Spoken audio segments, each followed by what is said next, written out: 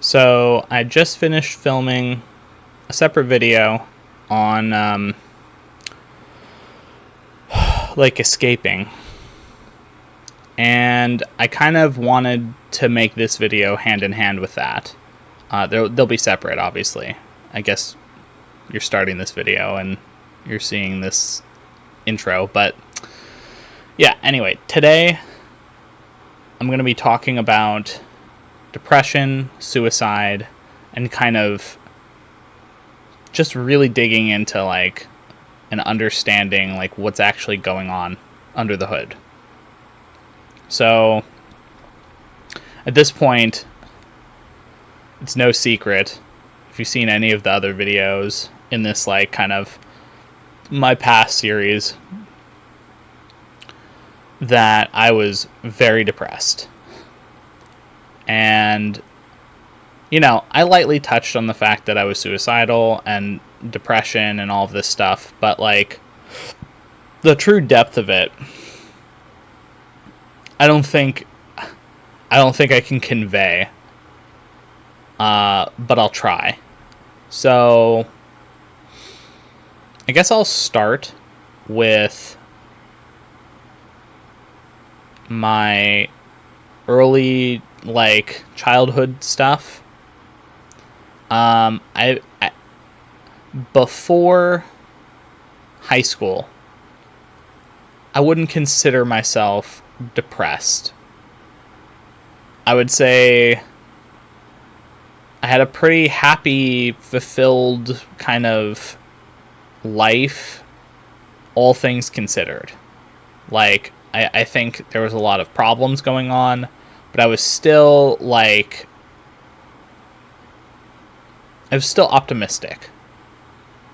And it was only as I went through the latter part of high school that everything kind of changed. And I think a lot of that has to do with, it all started kind of with the way I was treated going to detention. I was in this unfamiliar place with people who basically did not like me. And in a way, it was like the people that were like all around cellmate wise treated me better than any of the adult figures or any of the other people that I regularly interacted with. And it was such a bizarre experience where you kind of go from like, okay, like my grandfather loves me, my mom loves me, there's a lot of love being sent there. My dad's having issues, but like I still knew that like there was like a lot of love there. And then kind of also like having a bunch of like the neighbors and the like there were so many people in the larger community that I just knew that all like really cared about me and liked me. And then it was just kind of like I'm in detention. I'm cut off from all of that. I just have to kind of sit there. There's nothing really to do. And so I'm just stewing on the thoughts of the people that basically like went from, hey, I like you, you're cool, like we enjoy like interacting with you, to suddenly you need to go die, you're a monster, you're evil, blah blah blah, whatever. And that's where I started really internalizing it. You know, guards, the people that, like, were supposedly, like, counselors and stuff to, like, that you could talk to. Everyone treated you like dirt. And then occasionally we'd have, like, these random... It was, like, once or twice throughout the time I was there, there would be people, like, Buddhists and stuff like that, that would come in and would be like, hey, here's, like, a Buddhist teaching, and maybe you should consider Buddhism, or whatever it is. And it was kind of helpful, but it was like... It was such a whiplash that I couldn't even really fully process it. It was like, I'm like, what happened? Like, and at that point, I'm like, my entire life is over. Because, like, I don't know what's going to happen to me at this point. Like, how am I going to exist? And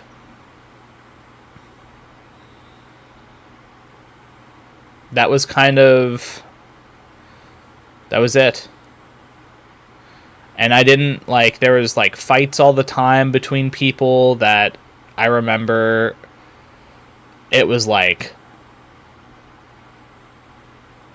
in a weird way, I felt protected while I was there, even though at the time I didn't know that's what it was.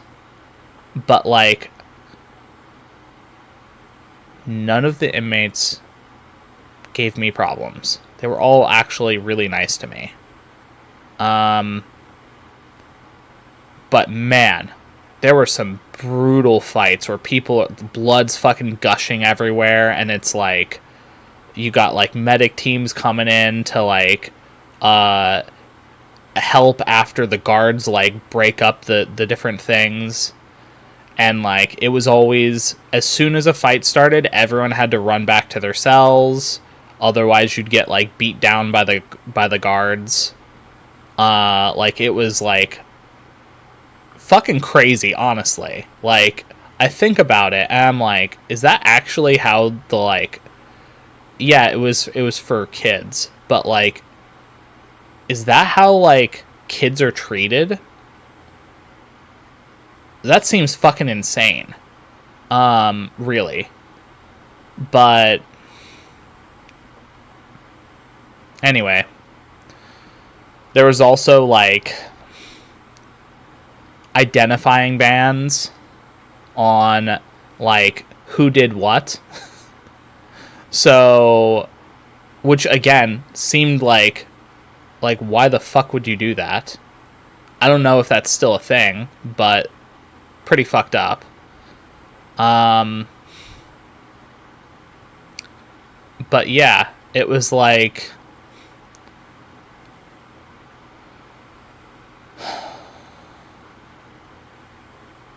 I don't know. It was almost like...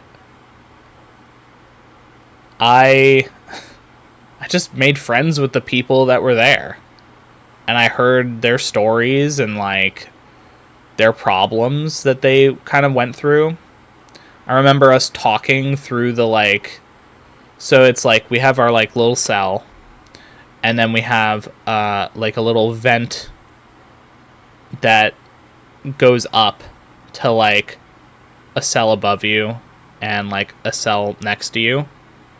And so you could, like, talk to people through the vents. So it was like we would sit down and talk to each other about stuff. And eventually I had, like, such good behavior while I was there that, like, they gave me a radio. And I remember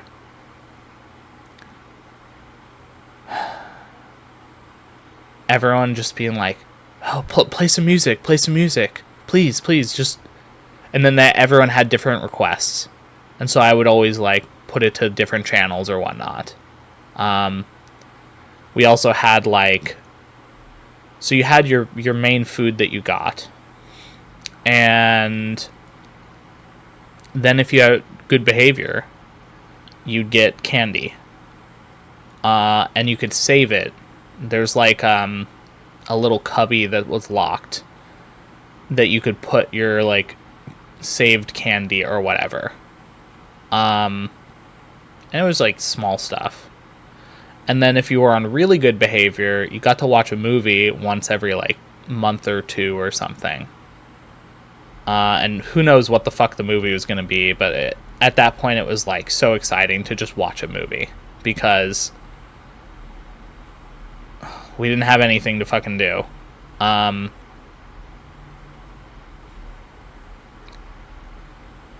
And you know, we'd have our like weekly checks of like, it was either weekly or bi-weekly, where like they'd come in and rifle through all your shit that you have, all your shit. You get like a box, one of the like little what's it called?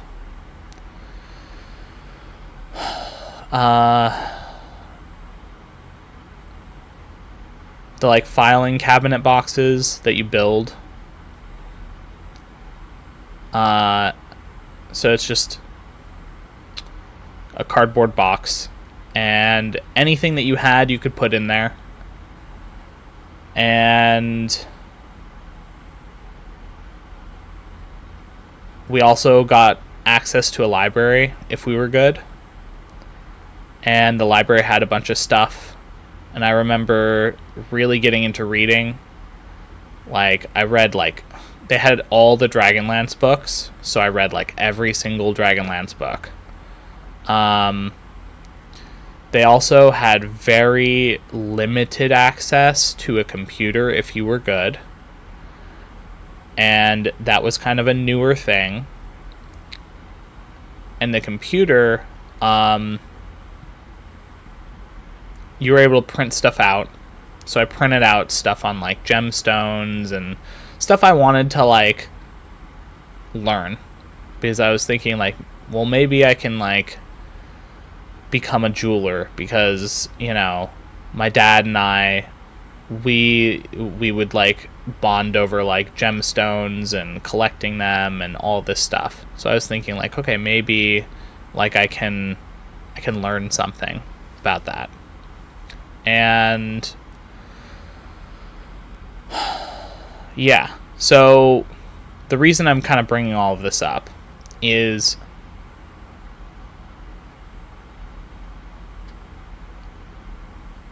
there was this like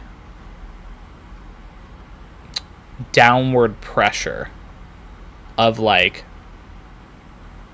you are trash now because you're in detention, your life is over.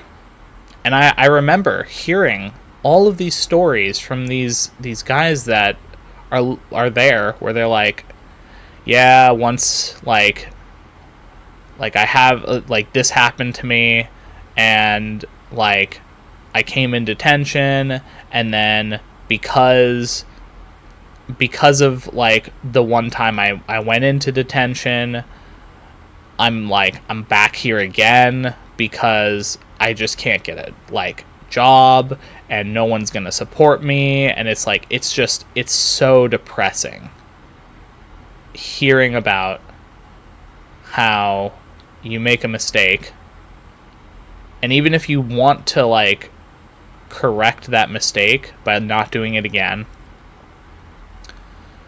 the system almost kind of forces you to like make decisions that go against like this kind of wanting to do something different. Because once you're kind of let go, there's no like support. That's what I was being fed. Now, that's not necessarily fully true. Like, I definitely think there is some support, but I think it also is true that, like, as a general rule, if you're trying to get hired somewhere and they have the option of picking someone who went to detention and someone who didn't, like, of course they're going to pick the person who didn't. So it definitely is harder to get a job. It's not that it's impossible. Like, obviously I got a bunch of jobs. But, like, definitely it makes it harder. And then, you know, in my case, I went there once and that was it.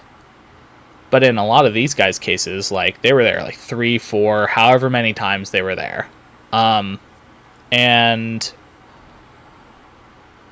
when you're, like, deep in the system like that, like, who's gonna take a chance to hire you?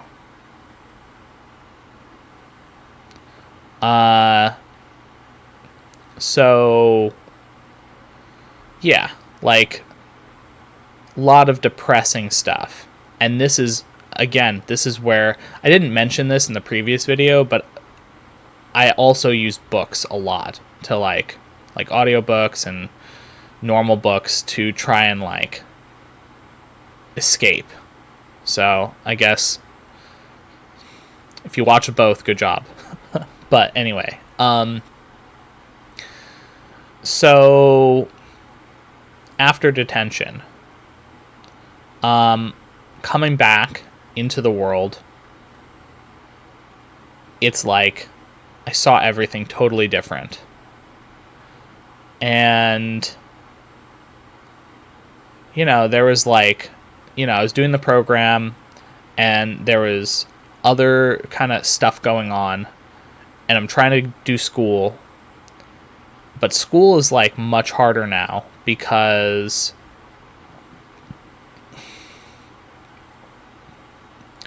it's like there's this background distaste and disgust that I kind of felt, where it was like,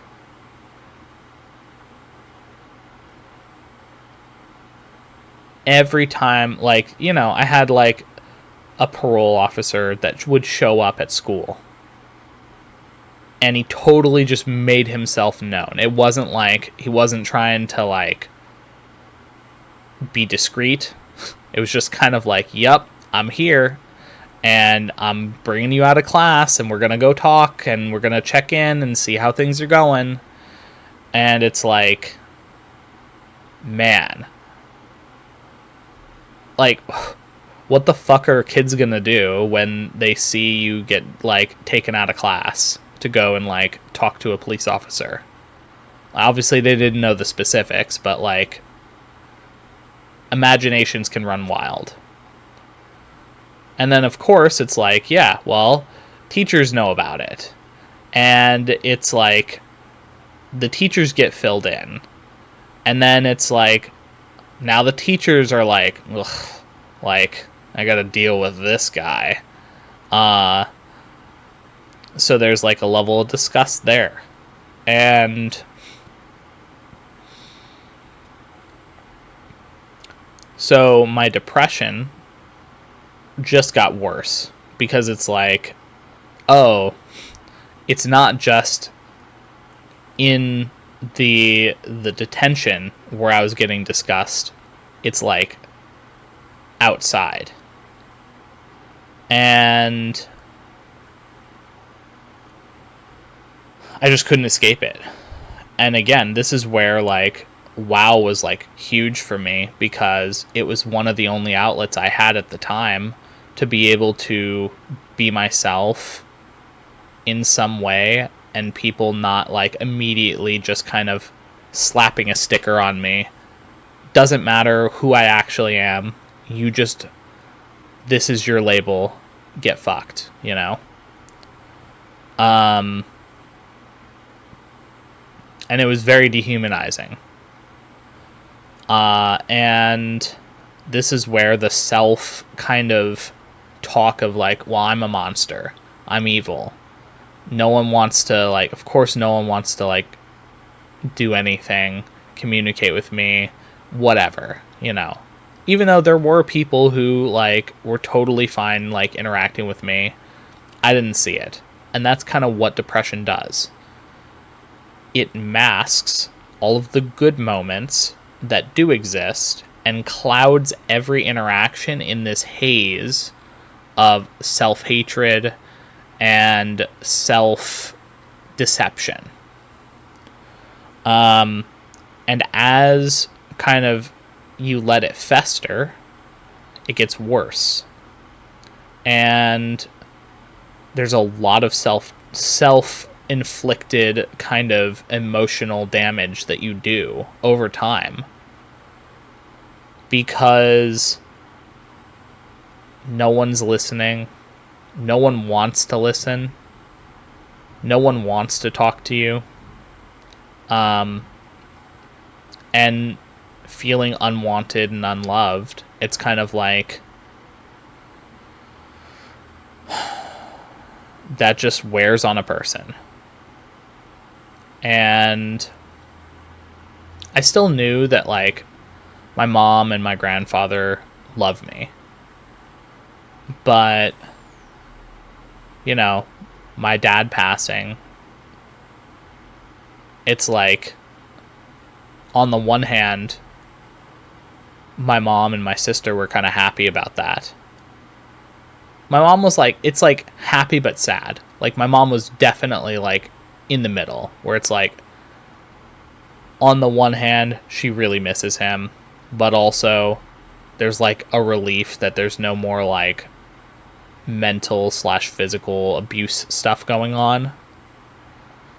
So there was like a conflicted thing there. And obviously she was like incredibly emotionally sad about what happened. So it's not like that also wasn't there. But sometimes we can feel both ways. And if, you know, I think my mom also went through like depression as well. Especially because it's kind of like, I went through this thing, and then in the middle of me going through this thing, my dad dies. So it's like, you know, effectively, even though this isn't actually what happened, but like effectively she lost like 2 people that day instead of just 1 person. Because I ended up living with my grandfather. So it's like, yeah, like, what are you supposed to do when you just like lose your son and your significant other? So yeah, so I totally can empathize with, like, yeah, she was mega depressed. I don't think she ever got over that. Like, she got better over time, but I think kind of the last straw was definitely like when I got kicked out later, and my sister moved out. It was like she was just alone in this big house, and it was just an empty space that, like, it was just her. And suddenly it makes a lot more sense why she wanted to move into that smaller place, because it's not as empty. So anyway, but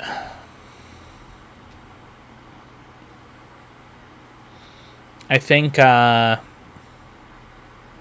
of going through this like depression arc, which turned into like most of my life, you know, it's really, it weighs down and it becomes unbearable. And when it becomes unbearable to feel this like inner hatred, because that's what it was. I think a lot of times the depression comes from like a hatred of yourself, of either something you've done or at least it's like a disgust of maybe something you've done, or just like letting self-doubt or whatever thoughts. But the depression definitely comes from this deeper sense of like you do not love yourself in some way. And so by kind of going through that, yeah, your heart is going to like cry out in pain. There's going to be a lot of pain there, and it's going to be awful to feel. And when you feel that way, at a certain point there's like a breaking point where you just want to end it. And this is where the suicide comes in, where it's like you're like, no one is helping you, no one is listening, no one wants to listen, and you know, you already feel like shit, and you're being treated like shit. And so it's like you can't help but just think, well, I must be shit. And as shit, it doesn't deserve to be here. And so that was where my first like suicide kind of attempt. I say attempt, but it's like I didn't have very much of a plan. It was just kind of like, I won't go into graphic detail for obvious reasons, but like it was less of an attempt and more of a cry for help at that point, where I'd text a few friends and I'm like, I'm gonna go, like, forever. And they showed up and they're like, hey, like, let's talk about this, what's going on. And like I start like pouring my heart out, talking about like how I'm feeling. And then they're like, okay, well, you don't have to do it today, like let's figure it out. Maybe you don't have to do it at all, I understand you're really depressed, but maybe we can work on it. And yeah, obviously I'm still here, so I never did, but I came close a few times. But that was the first time. And then there was a lot of like laying in bed, fantasizing about just disappearing.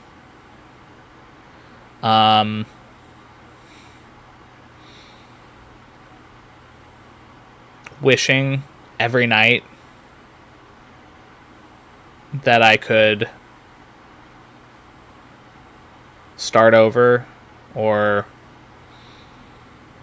have a different life or something. Crying. Like, there's a lot of crying.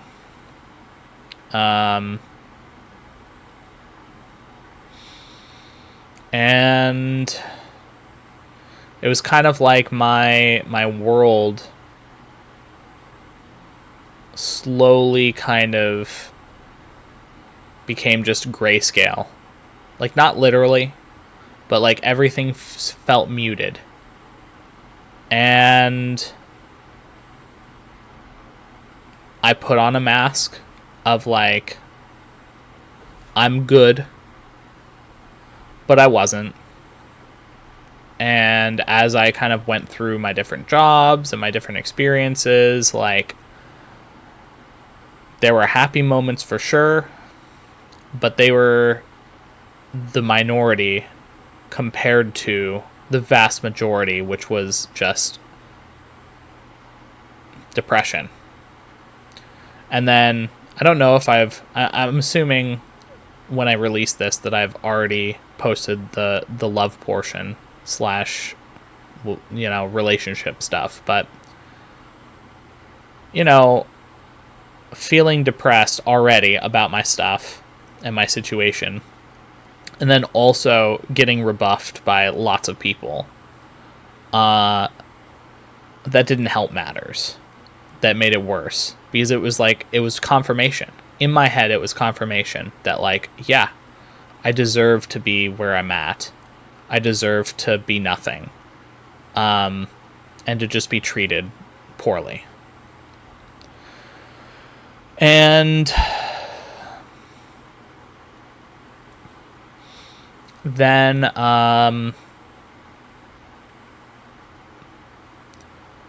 my kind of next arc was like the anime arc, where I was watching a lot of anime, and I definitely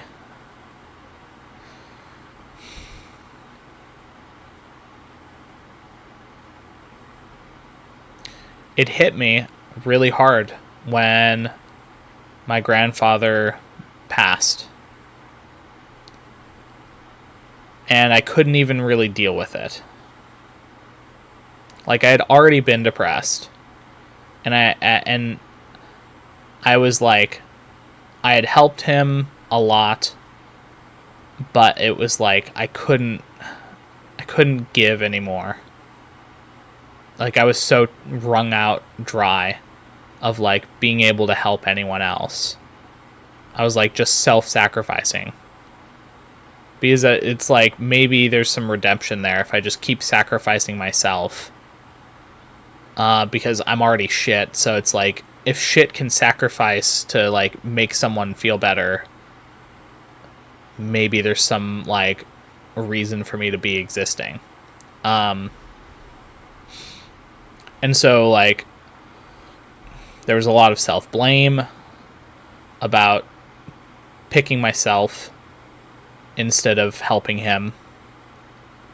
And then I also felt like as soon as he kind of went into this home that was, it turned out to be an abusive like home, or a neglectful at least,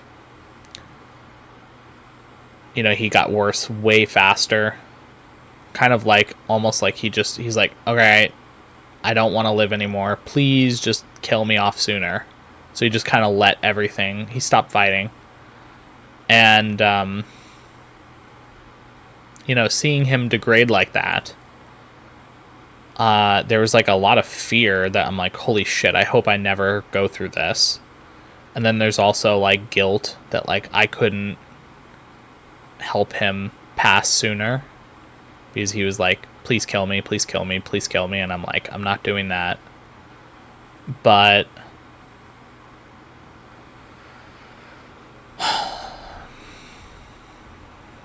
it was really hard. And I'm like, I couldn't even help my grandfather. In the end, I'm just a worthless piece of shit. That's like what I felt.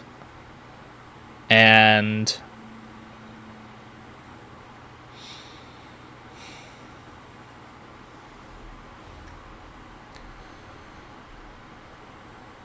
it's like on top of it, there's also like, I'm selfish too. I'm not just worthless, but I couldn't even devote myself to to helping my grandfather, someone who like unconditionally just loved me till the end. So I felt like I also just betrayed him. And I understand now that that's not the case, but like at the time that's just how I felt. And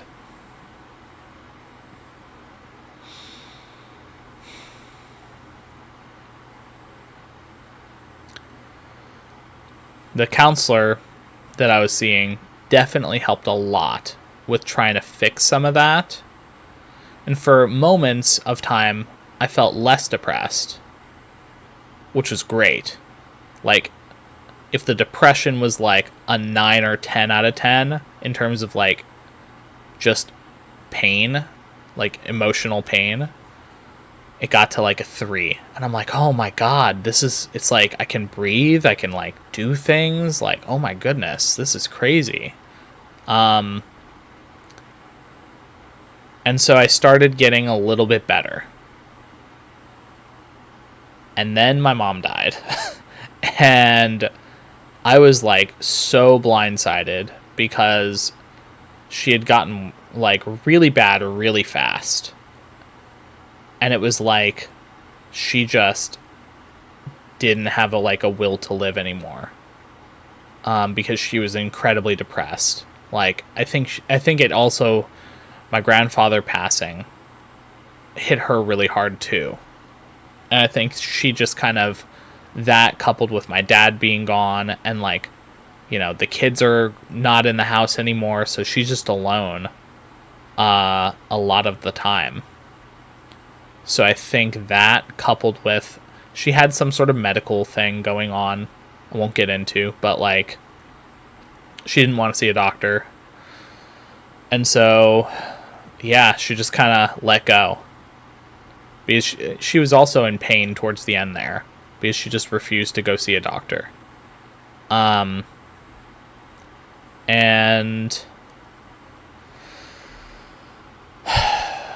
basically, when that happened, I was like devastated again. And I'm like both angry and devastated at the same time, where it's like, fuck, I didn't get a chance to like reconcile with her. But at the same time, she just that was it. She was just gone. And it really was just like the last straw for me. All the work that I had done, it was still there, but like the depression came back like stronger. Like it was like a fucking beast that came and like awoken and just totally took me. And I just couldn't do anything. Like even getting up was just a challenge. And so that's where it's like, yep, didn't finish the school stuff, just couldn't do it. And then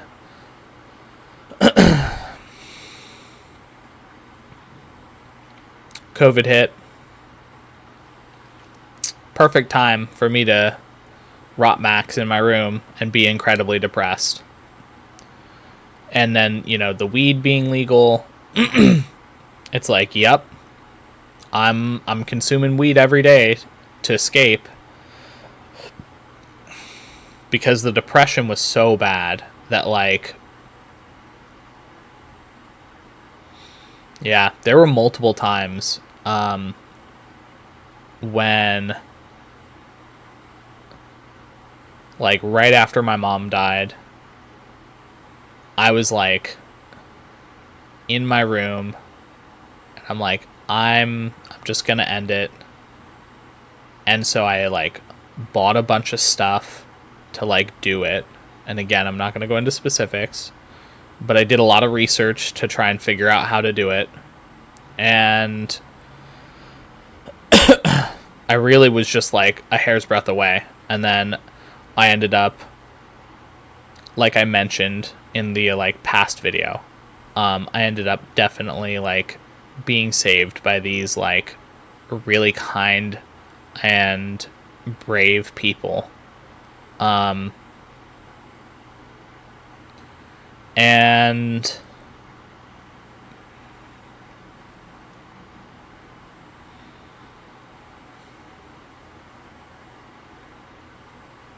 I don't know. It was like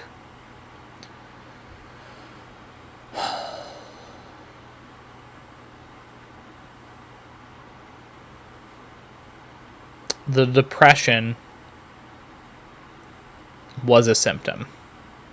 The suicide was like an acute symptom, but still a symptom of a deeper thing, which was this self-hatred that I had cultivated for years, most of my adult life, because I didn't have any self-esteem. I didn't think I was worth anything. And I let the opinions of others infiltrate into my mind and kind of just like take over me. And if I hadn't kind of gone through that void ego death thing, I probably would have just continued doing that. And so that's where it's like, I mentioned in the previous video how like we we get the easy way or the hard way. And I got the hard way. It was like a huge, like, Dark Night of the Soul, tower moment, whatever you want to call it. It was like a big, like, reality had fucking shattered for me. And I had to face everything. So, yeah, that's kind of the depression arc. And I can't really convey to anyone who hasn't experienced depression how debilitating it really is. This is not a simple, like, I just don't feel like it or I feel lazy. It's like there's a crushing weight, sorry, nose itch, that you feel where getting up is like climbing a mountain just to get up out of bed. I talked at one point about this, like, brushing my teeth thing, where I hadn't brushed my teeth, I wasn't taking care of myself, I wasn't taking showers, it was a whole thing. And I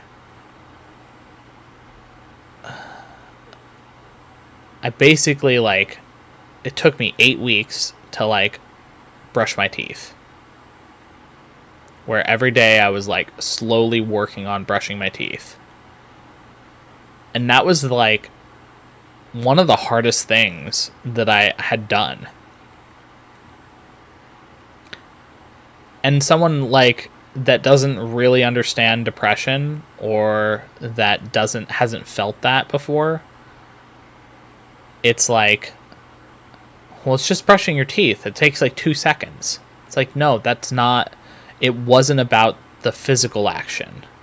It was about all of the mental stuff and the emotional stuff that made brushing the teeth so hard that, like, it might as well have been me crawling through knives and fucking walking on shattered glass and then running through a burning building and falling in fucking a vat of acid. That's, like, how challenging this kind of stuff was at the time. And yeah, it's like no one can get to you when you're like that. You have to climb yourself out. Because if you don't, you're just going to sit there. Nothing's going to change. No one's going to magically come and save you. You know, I had always, like, fantasized about someone just showing up at my door and, like, saving me. Every night. Every morning. Dreaming of someone fixing everything. Someone saving me. Not realizing that I could save myself, and that's the only person that can save you. You can't run away from all of the internal feelings you're feeling. You have to face them, even if it's hard.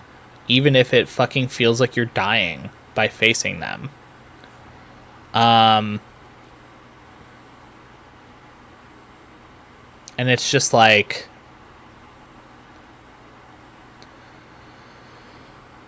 it's heart-wrenching. And fighting depression and winning is probably one of the hardest things that I've ever done. Harder than any of the other stuff. Because there's a comfort that you can also feel when you're really depressed, where it's like, well, at least I don't have to try. At least I don't have to do anything.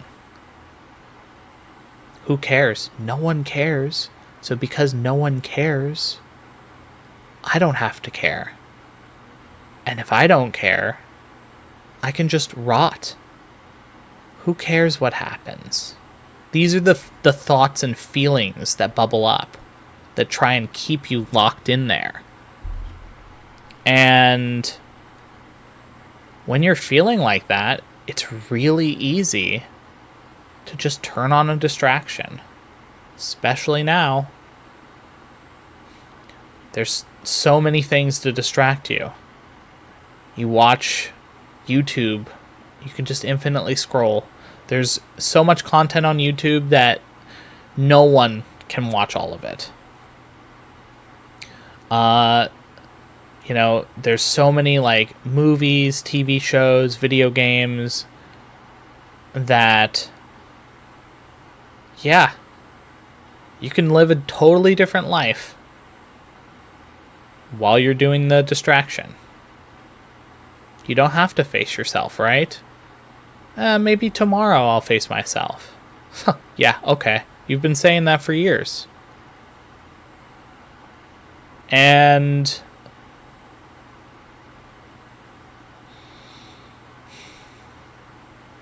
it takes courage. The first step is the hardest. And then the second and third step are almost as hard because it's like, I don't know, was that a fluke? And then self-doubt. But taking small steps,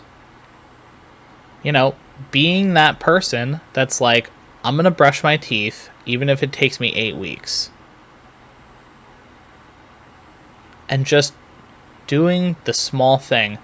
You don't have to compare yourself to anyone else. You don't have to compare what you did previously with what you're doing currently when you're in a mode like that. When you're fighting the depression, when you're inundated by it, every action is heroic, and it takes courage. So if you don't want to feel this way, you have to take courage and take each step with this courage. And start with something really small that you've been putting off. That you're like, it doesn't matter. It does matter. Even if you don't feel like it matters, it does matter. Everything matters. And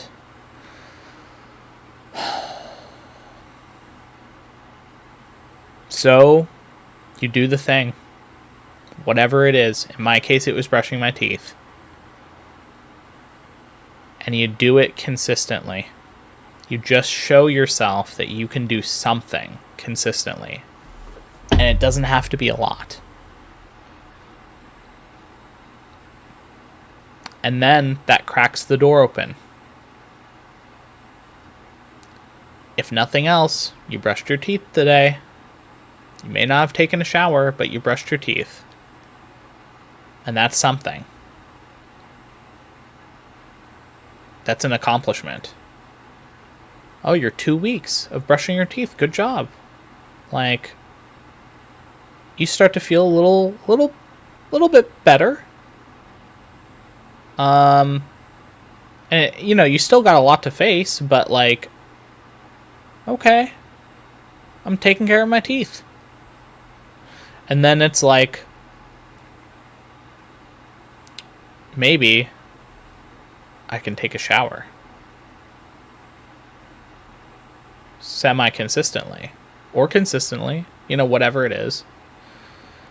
And then you start taking showers more consistently. Now you got teeth and shower. That's a big deal. And then next comes, maybe it's food. Maybe you have a really bad thing with food. And so you start eating a little bit healthier.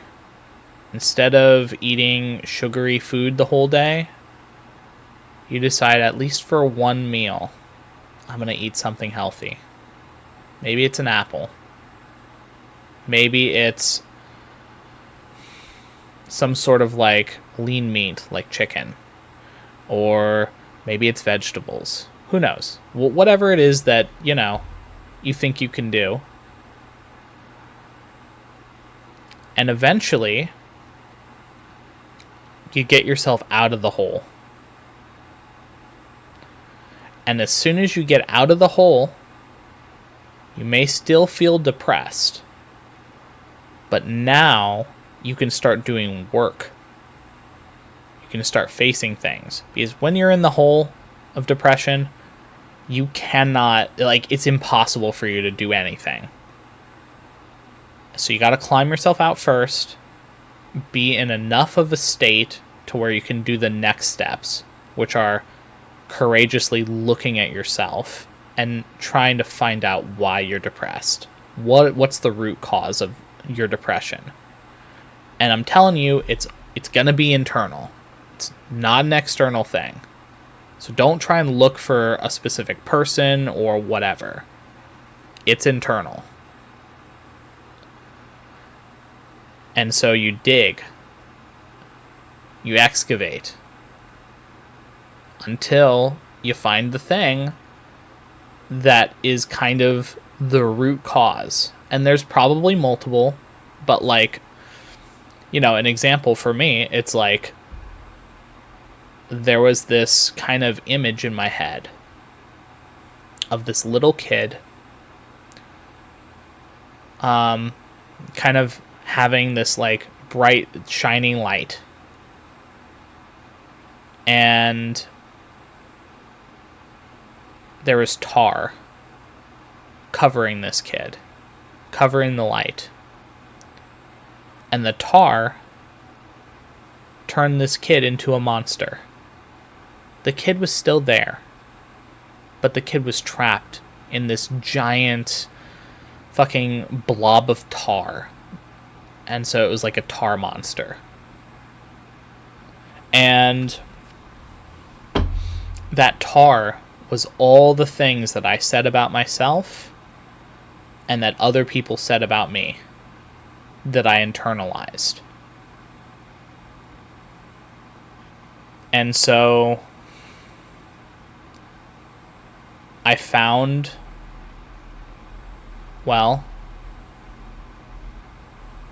another image that I used to work on it. Every time there was a thought that was negative, I tried to twist it into something positive. And when I did this, in my head, it was like I was blasting a beam of healing energy, healing light into the tar. And then I dissolved a little bit of the tar.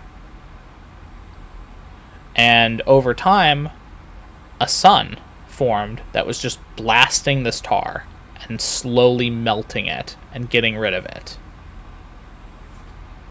And eventually, the little kid was free.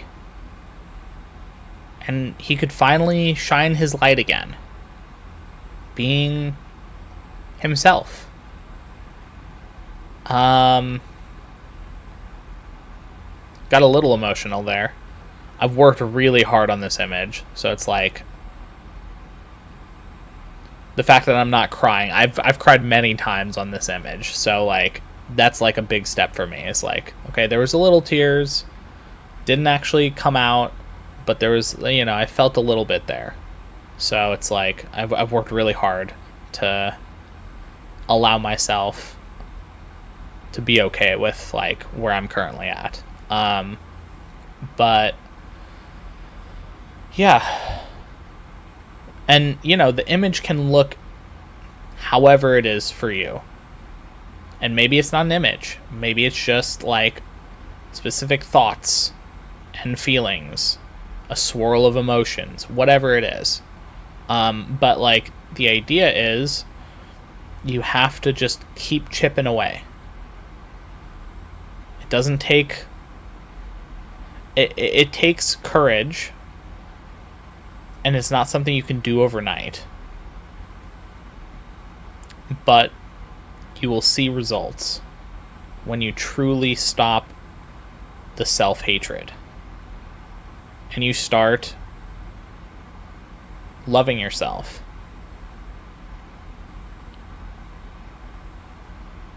And you start forgiving yourself.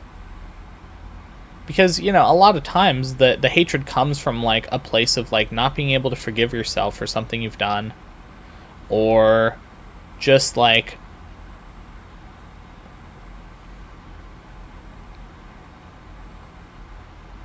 There's a lot of reasons why it would come up. But, yeah. So...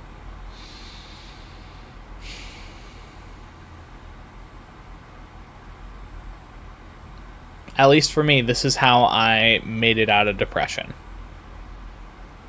I'm no longer depressed. I'm incredibly happy with my life. I'm still working on trying to, like, be fully happy with the current me.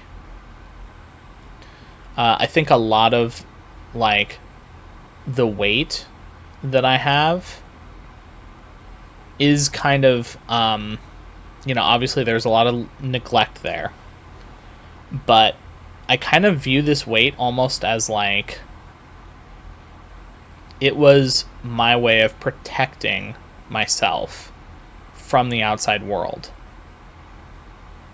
Where it's like, okay, well, if I'm really big, people won't want to interact with me. Because it's like, oh, you're big, you don't take a shower, you, like, don't brush your teeth, you're, like, just gross. So, like, physically, people will not want to be around you. And that's great when you're depressed. Because you don't want to talk to anyone.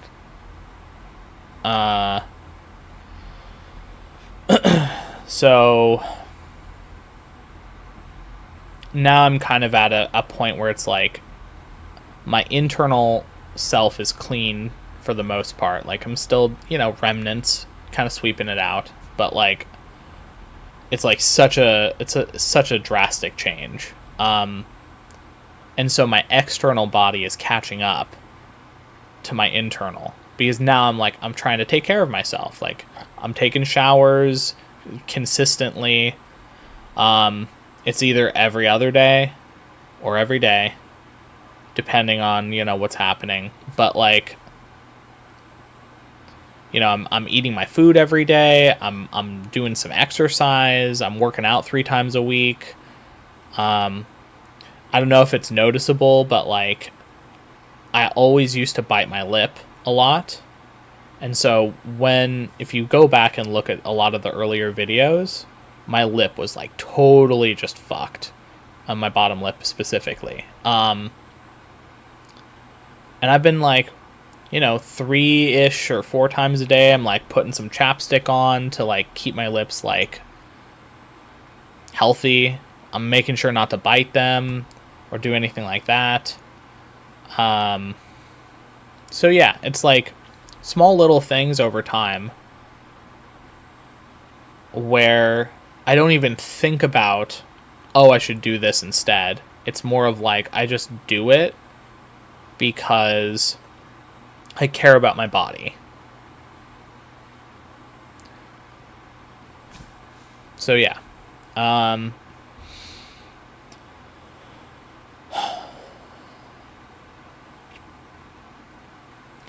Yeah. I think also it's important to recognize... Sorry. Felt like something going on there.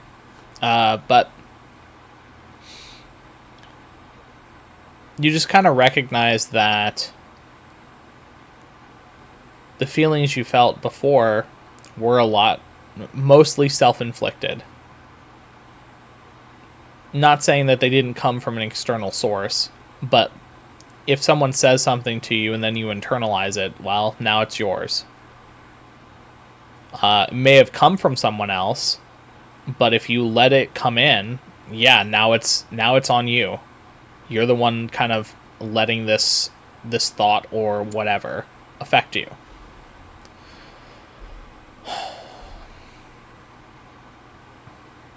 So yeah, I think I've covered like pretty much the full spread of like depression, how to get out of it, and kind of my own battle on it. So, and really how deep it goes. So like with a lot of these videos that I'm making now, oops, sorry, I banged the mic. With a lot of these videos now, I'm delving deep into a specific thing rather than doing the broad, like, shallow stroke, because obviously, like, I've already done that. So now it's like, okay, I got the love thing done. I've got the, like, escaping. Now I'm working on, you know, this is the current video of, like, the depression. I don't know what else I might hit, but yeah, maybe this will be it for now. But anyway, hopefully this is helpful. If you are struggling with depression, I think my biggest advice is to be kind to yourself. When you're there, it's really easy to beat yourself down for, like, you know, you're not doing a lot of stuff, and because you're not doing stuff, you feel guilty, you feel blah blah blah, whatever. And then of course, like, if you have people around you, maybe they'll be like, oh, you got to do these things, and, you know, depending on how depressed you are, like, all of that can compound and make the depression even worse, because you're adding more and more, like, negative thoughts invade. But yeah, try, you know, I'm not saying that my way is the only way, but it's the way that worked for me. So try it.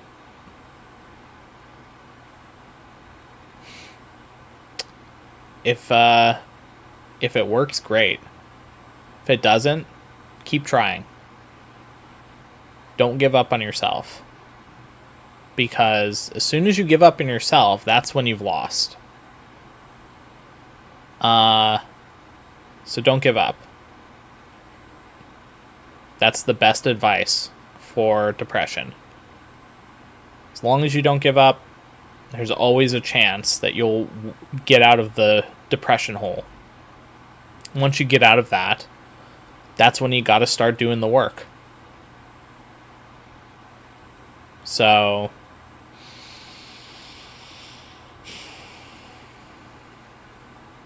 and if you don't, eventually you'll run into a scenario where you're going to have that tower moment, that, like, dark night of the soul. And I'll tell you, it's not pleasant. Like, you would much rather do it yourself. Sure, it is life-changing, but that's kind of how it has to be, because of how, like, tough it is. So, yeah. But anyway,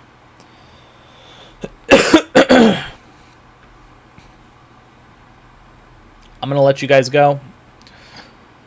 Have a good rest of your day. Thanks for listening, and I'll see you in the next one.